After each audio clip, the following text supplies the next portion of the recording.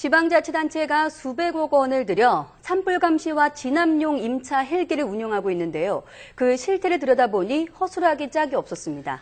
하지도 않은 감시 활동을 했다며 비행 시간을 속이는가 하면 대기해야 할 시간에 건설 자재를 나르는 등 다른 수익 활동을 하다 적발됐습니다. 김지선 기자가 취재했습니다. 지방자치단체가 큰 산불이 날 경우에 대비해 빌려 쓰는 민간 헬기는 모두 50대. 기종에 따라 한 대당 5에서 8억 원을 주고 계약을 하는데 전국적으로 1년 예산 320억여 원을 쓰고 있습니다.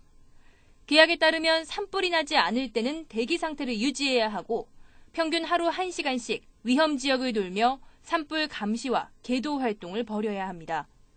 하지만 감사원이 최근 3년 동안 이들 업체가 항공통제센터에 신고한 실제 비행 시간을 조사한 결과 지자체에 제출한 비행 시간에 크게 못 미치는 것으로 나타났습니다.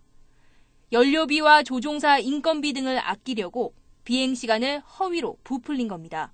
그게 시간이 적진 않죠. 그러니까 조금 한 게 아니고 그게 규모가 어느 정도 있는 편이죠. 지자체와 계약 중인 10여 개 업체 모두 이런 사실이 적발됐습니다. 산불 진화와 감시 작업이 없을 때는 대기 상태를 유지해야 하지만 일부 업체는 건설 자재를 나르거나 농약을 뿌리는 등 다른 수익 활동에 몰두했습니다. 헬기 업체는 하루 1시간 감시 비행을 하는 것은 의무사항이 아니기 때문에 크게 문제가 없다는 입장입니다. 실제로 20시간에서도 27시간, 8시간 했다고 보고를 했어요.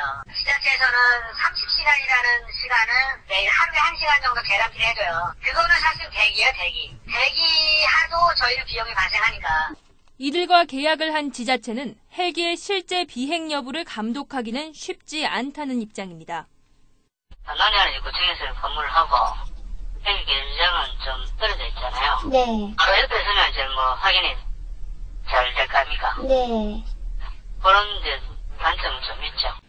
감사원은 최근 이 같은 실태를 적발하고 헬기 업체의 이중 영업 활동에 대해 과태료를 부과하도록 조치했습니다.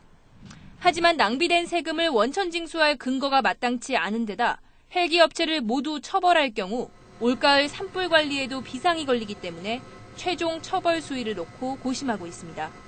YTN 김지선입니다.